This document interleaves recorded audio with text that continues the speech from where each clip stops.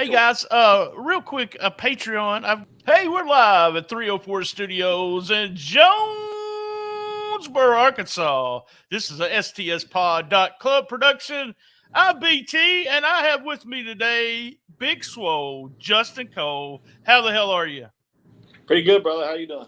Doing good. What we do on the flagship show, STS Pod, is I bring somebody on that I've been knowing forever or somebody I don't know at all that I want to talk to. And we are in all episodes Memphis in May. And you follow in that category, and I don't know you at all. I've met you once, and it still says all episodes Memphis in May because today is June the 1st, and you're kind of a leftover episode. We had some shoot stuff in our real life happen. So you are on a first episode in June, but we're still going with the all episodes Memphis in May. Let's just start from the beginning, man. Right when you decided, hey, I'm going to be a wrestling fan. What made you a wrestling fan? Man, when I was a kid, my grandparents owned a antique store, and they used to get old Coliseum videos, and they would always set them aside for me, and I'd take them home. That was really my first start into watching wrestling was old Coliseum WWF videos with super old matches and stuff like that. And from there, I kind of started watching Memphis wrestling, and then I was watching WWF and WCW and anything I could get my hands on, wrestling my brothers in the living room, all that kind of stuff. So that's kind of how we went from there. All right. That's the thing about it is it's everybody always has a story. Hey, I started watching and I just continued to watch. Now you're a lot younger than me, so tell me when you started actually watching the matches on TV. Who were your big favorites there? So when I was watching, really getting intrigued into it was Hogan and Macho Man, late 80s and early 90s when I was really started watching it. So that's really how it got me hooked into the business there. I mean, you can't get any better than Hogan No. as a babyface or Savage or anything like that. Good, fun stuff to watch. I always ask this to everybody. So because at times if you're exposed to something like it just makes you sad when you find out Santa Claus is not Santa Claus but your parents. When did you find out that wrestling, that was not only up and up, that it was a work? When did you realize that? Or who told you? Probably later than most people. Probably later than most people because I would get down and try to fight somebody over it, trying to tell me that it was fake or whatever. I was like, well, let me hit you with a chair and let me see if you think it's fake, or let me throw you on the ground and you tell me if it's fake. So probably when getting into junior high and stuff like that, I really kind of started getting it. I was like, now I don't know if that was really real, but I know that it still probably didn't feel very good. Right. Yeah, You didn't understand. I didn't understand the inner workings of what was going on. But I remember sometimes, like my mom took me to wrestling, and she would say, uh, "They got mad. They got mad for real." So there would be matches that we were watching that my mom would kind of think, it's a work, but then she would think they got mad for real. So yeah, Cornette tells a story where he told everybody it was a work, but the world title matches were for real. He yeah. believed that as a kid that the world title matches were for real. But it didn't mess up your interest or any. Did you start looking at the kayfabe sites and want to know what's going on inside the business more then? I didn't really start looking at any of that kind of stuff until maybe that when I got in college and stuff like that. Even through high school, I mean, I knew, but I was just a fan. I just watched the show just to be entertained and root for my favorites. And me and my friends would get together and watch pay-per-views and stuff like that. So Hey, there's nothing wrong with that at all. And I remember, now this was early, a long time ago. They had a Memphis Wrestling convention. Lance Russell was there, and he had his comment was someone asked him if someone said it was fake to you or not real to you, what would you say? And Lance said, just go with the whole thing. You don't know the ending of a movie, do you? The yeah, first time you watch it, and you're like, no. And that's one of the things that I always do. I'm never spoiled. I never let anyone tell me if someone won a belt on Memphis Wrestling. I never watch. Now we do. kayfabe this, but no, I'm telling everybody now. We do record the show sometimes early, so I'm able to see the show early, but I'm talking 2 days early. Yeah. The belt might change hands 7 weeks ago, but Yeah. I'm not gonna find out. Recently, with Mike Anthony, this past Saturday or this coming up Saturday, it's according to which version you're listening to. He won the belt, but nobody told me. And I absolutely Yep. love that. I still love, even though I've been in the business, I know the inner workings, I know this, I know that. I still love the idea of not knowing the end of the story kind of thing. Nothing like a good surprise. It is. I mean, and thinking with me, I'm always BT the booker. So I'm booking Lance Archer winning the belt, taking it to AEW. Yeah. Mike was pinning him in the middle, 1, 2, 3. Anthony coming out but not winning the belt. I mean, all kinds of stuff. So it was fun to see how they did it. And then it's good too when you're in it and then you still get swerved. Then you know they got you. Yeah, you do. Well, you're not supposed to work the boys, but every once in a while you have to keep stuff quiet to decide what's going on to the end, so everybody gets that genuine reaction. And I think some of that's lost, but that's what I really like about working, providing content for Dustin. Is Dustin just keeps, and none of you guys, the people I do talk to, nobody will tell me anything, so that's a cool thing. So let's talk about you. You was a wrestling fan, and what made you say, "Hey, I want to do this. I want to do this. I want to be a wrestler." So I've always wanted to do it. But what kind of got me in the door there was I was living in Kansas City for a little while, working as a police officer up there, and I was working at a DUI stop, and a bunch of wrestlers come through my DUI stop. Well, luckily they had the trainer was driving them, so he hadn't been drinking or anything, and I was asking where they were coming from because I didn't know any of the local shows up there. I hadn't been living very long, and they were like, "Hey, why don't you come up to our school?" Because I'm a pretty big guy, and they were like, "Why don't you come up to our school and check it out?" And it was like 10 minutes from my house. Oh wow! And I worked every weekend, so I really couldn't work any of the shows. But I went to training 4 or 5 times a week. Did all my training while I was living up there. And I mean, I didn't learn how to, be a pro or get polished or anything like that. I learned strictly the basics of wrestling up there. You said just not understanding, and I remember people telling me 3 to 5 years before people really understand what's going on. You just get your basics, and then you're thrown in just listen to me, kid, kind of thing. And then to the point to where you have to start figuring out, why am I doing this, when, and when do I do the next move? Tell me about your first day. Did you come back thinking, did you go home thinking, I don't know if I want to do this or not? I was super sore, but I had gone through 2 police academies at that point. Oh, wow. Yeah. So my body was, it was already beat down, but I just loved it. All the guys were super cool there. The head trainer there, he has since passed away, but now who was nice you go ahead and put him over? Steve Estes. He was a very nice guy. He was about 75 when we got there. So he would basically tell you what to do, but he would get in there and show you how to do a bump and all that kind of stuff too, even at his age. But he's a super nice guy. Showed me everything I needed to know, showed me how to work safely. And I'll never forget, they didn't make me pay them a dime. They just liked me coming up there and hanging out with them. I think they were wanting me to help them out if they get tickets and stuff like that. Yeah. You would have smoothed over the ticket business, huh? Yeah. Yeah. And maybe I will smooth over anything but a DWI. I can't smooth that over, guys. You gotta have a designated driver on that one. So where did you start wrestling? Did you start wrestling in Kansas City, or is there anybody that was in that training with you that we might know? Some names you throw out? No, I think a lot of those guys just kind of, they were happy with their little spot that they had. No real aspirations to do any more than what they were doing. But when I first, I never had a single match the entire time I was up there that was ever seen by anybody other than people at the school that we did at the school. But when I first moved back, I'm not in law enforcement anymore. I'm a gym fitness manager now, but I met a friend in the law enforcement business, Scott Ronan. We started a tag team.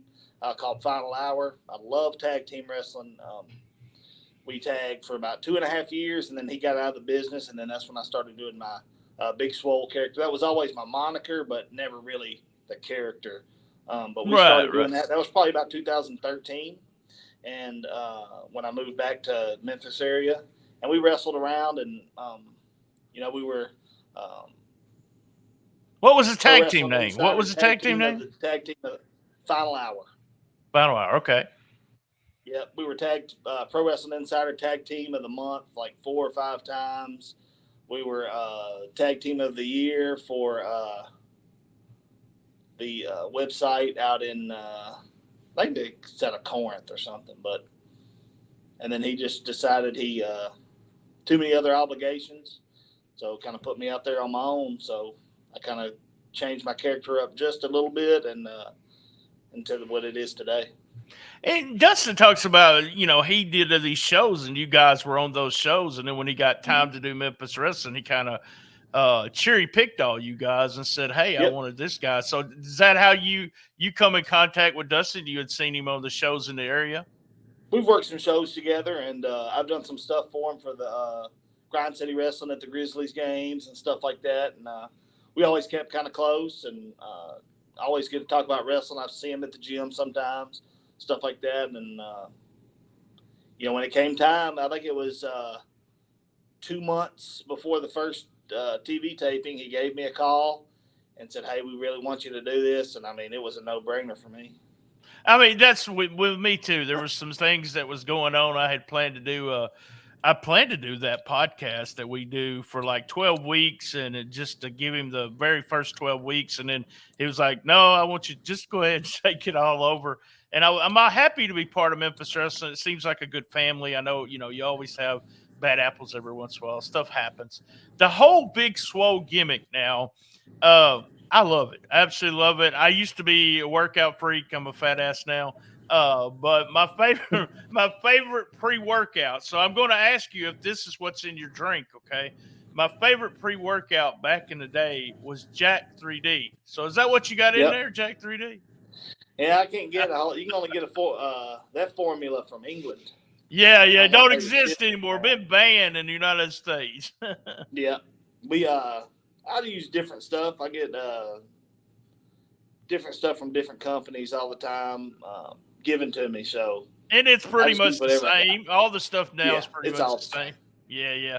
Jack 3D was just one of those things that when you find something that works as good as that did, the FDA was like, I think there's something wrong here. I think it might be close to something very illegal. But yeah, it'd give you a really good pump and make you want to work out all the time. When I first saw you on the show, and you've heard me talk about some of the stuff, and we'll talk about the banquet, but when I first saw you on the show doing the Big Swole name, I was like, oh, God, Big Swole's in AEW, and you got Big Swole gimmick, which you've been doing in this area for a long time, but I didn't know that. The first time I saw you was on Memphis Wrestling. What did you think when all that happened, when, oh, my God, I've been using this gimmick, and then we got Big Swole, it's a totally different person on AEW. Is it going to confuse the fans any? Yeah, well, it's kind of one of those things like, man, I wish, but it's just one of those things that, somebody, it's their moniker, it's not really, who they are. I'm Big Swole Justin Cole. I did a radio interview. Somebody asked me about that a few years ago, and I just kind of said, hey, it is what it is. We're two different people. Other people use the same monikers all the time. But Big Swole was who I am.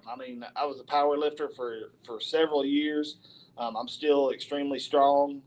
I don't do the power lifting anymore just because it's really hard on my body, but it's still kind of in the back of my head that, hey, I can still do this if I want to. Right.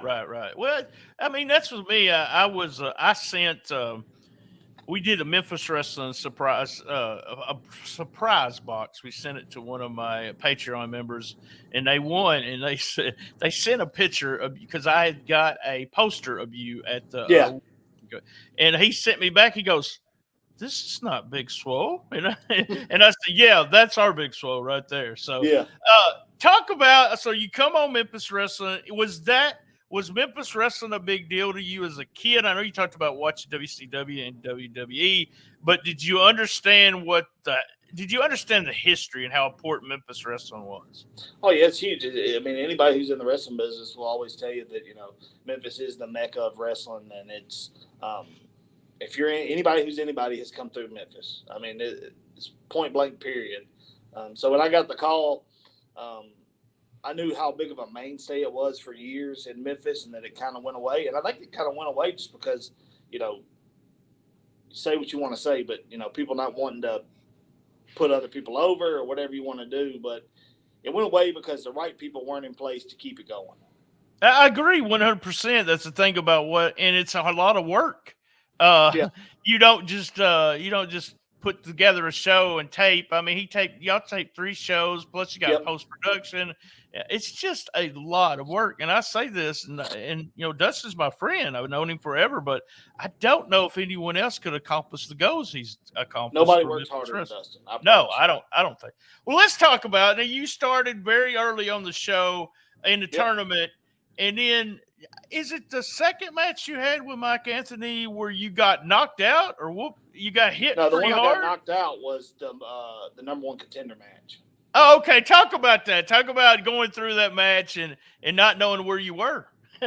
So, I mean, we were beating the hell out of each other there at the beginning. I mean, we got a standing ovation on the lockup. Right. It was a lot of heat for that match. A little bit more, but it was real quick. It was just, I like to work a little bit snug, and so does Mike, and we kind of knew what we were doing, and he threw a flying knee, or it just caught me right in the ear, and I took the bump as usual, but when I went down, I knew something wasn't right because my equilibrium wasn't right, and I just told the ref right there, hey, I need a minute. And I told Mike. Mike kind of pandered a little bit for me. He took care of me, and once I got my footing, I was like, hey, I know what I got to do to finish this match. Let me just get it done. So I even still did 2 or 3 more big moves after that. I probably should have done something else, but the show goes on. So is that the first time you've ever had knocked out completely in the ring? Yes. And it was on TV, so you at least had a video of it. Yeah.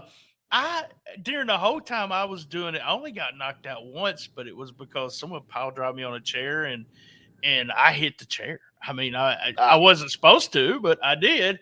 And I remember thinking the same thing you did. Like after it happened, it's like there's a small amount of time, and it wasn't long, but there's an amount of time that's gone, and you're like, whoa, what the hell just happened? And it seemed like forever, but I think in real time, I think it was only like 2.5 minutes, and we did like a rest spot and something else. Yeah, I know it. I just when it happened, it did look like you was out of it there for a while. I just saw white. It just caught me just right in the ear. That's crazy. It's crazy.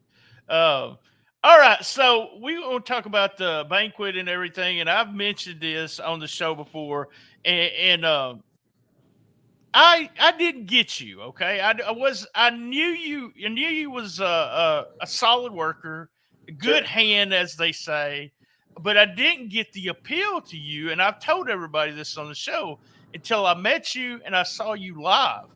It's the way you carry yourself as a professional, and you have this.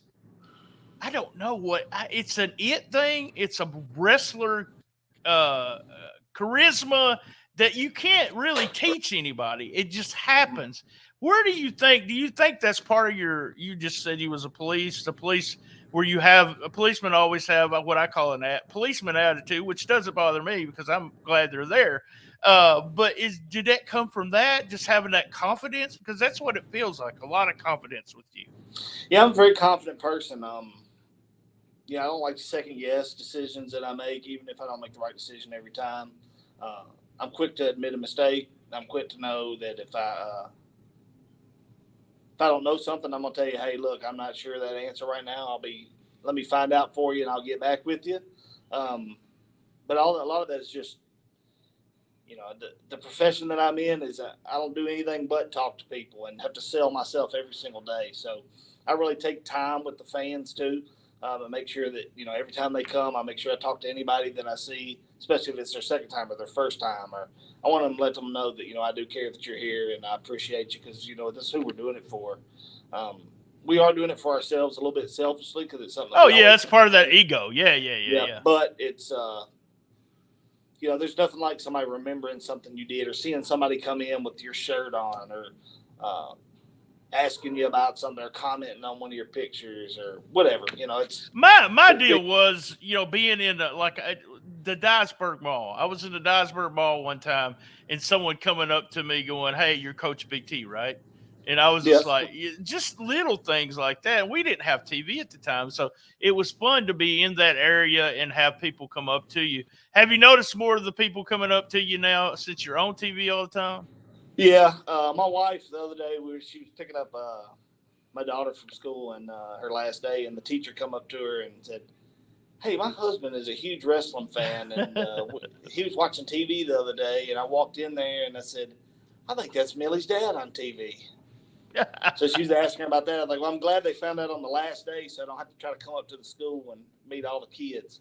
No, that's awesome though. That's the fun part of it. You talk about meeting all the fans and being that baby face. Dustin calls you the mascot of Memphis wrestling, and I get it now after I met you. And I stressed to everybody, go out and see matches. You'll see you always feel different when you see someone live. K Toomer's a guy that just is huge. This is a huge guy, and I didn't realize how big he was until I saw him live. And you were another one, and you mentioned during the awards ceremony, and it was very, very telling for you how important wrestling was to you and being on Memphis Wrestling about having to take time away from your family, but and that's a tough part, ain't it? It's very tough. My family's everything to me, and I do feel bad when I step away, but I also feel a lot of pride in knowing that, one day they can go back and see, especially my youngest daughter can come back and see, hey, this is my dad on TV, or this is because I see my wife sent me a video every time I'm on TV if my daughter's watching. She's jumping up and down and excited. And my son's 15 now, and he's kind of showing a little bit of interest too. So. Oh wow, yeah. 15, Tennessee, you can wrestle when you're 15. Remember, they don't care. So. You 12 years old. Somebody was one time, and I was like, "What is this kid doing in here?" You were talking, just dangerous, completely dangerous. So you were talking about this being around the fans and everything. What have you done was during the tag team? Were y'all baby faces or heel? How does Big Swole turn heel? Well, when we were first started, we were heels, and I mean, we just kind of beat the hell out of everybody. So, because he's about the exact same build as me, so we just beat the living crap out of people for a while, and then people just start cheering us. I mean, I don't know if it's just something about it happens. Yeah. It's really one of those things where the talent rises. So if you're really good at what you do, even though you're heel, especially around this area, they will start cheering you because they know you're a better wrestler. It's always been like that. It was like that in the 90s when I was doing it. My heel team was the nastiest. We beat up women. We did everything in the world, but we got cheered after we was somewhere for about 6 or 7 weeks because people said, "Oh, they know what they're doing. We enjoy it." How in your mind could you turn? Because I didn't think the posse could turn heel, and I've been I'm friends with the posse forever. I said, man, I want the posse on Memphis Wrestling, but I don't even want them to have to wrestle that much. I just want to do a bunch of comedy, blah blah blah, and all of a sudden they turn in their. Well, let me just say, except for Mike, might be the best heels the Memphis Wrestling has had. Actually, I'll put them over Mike because I think Mike gets cheered a little bit more than the posse does right now for all the stuff that they've done. Can this character Big Swole can he be a heel on Memphis Wrestling? He can. I'm pretty confident in my range. What I need to do. It depends how many buttons they push. I mean, they've been pushing me pretty hard here lately. Every time I get an opportunity at something, they always got some way to screw me out of it. So. Yeah, it always comes around. Like I said, I'm behind too, so no spoilers, no spoilers. All right, hey man, I want to thank you for coming on. It was fun. Everybody, if you're on Patreon, I appreciate you listening to it early. This is, we'll be back here, same bat time, same bat channel. Hold on. Put over your social media stuff so people can follow you. Yep. If you look me up on Facebook, it's just Big Swole Justin Cole. Same thing on Instagram, just Big Swole Justin Cole. And then on Twitter, it wouldn't all fit. So it's just Big Swole 901. And you can find me on any one of them. I'm on Pro Wrestling Tees too, just Big Swole Justin Cole. Or you can get something from me at the show. I've always got new stuff and cool stuff, and happy to talk to you and get you set up, sign some stuff for you, whatever you want. Right on. Thanks a lot, man. Same bad time, same bad channel, on the best little wrestling podcast in the business. Be there. And as everyone knows, and I know Justin knows this, I love my mama. That's right.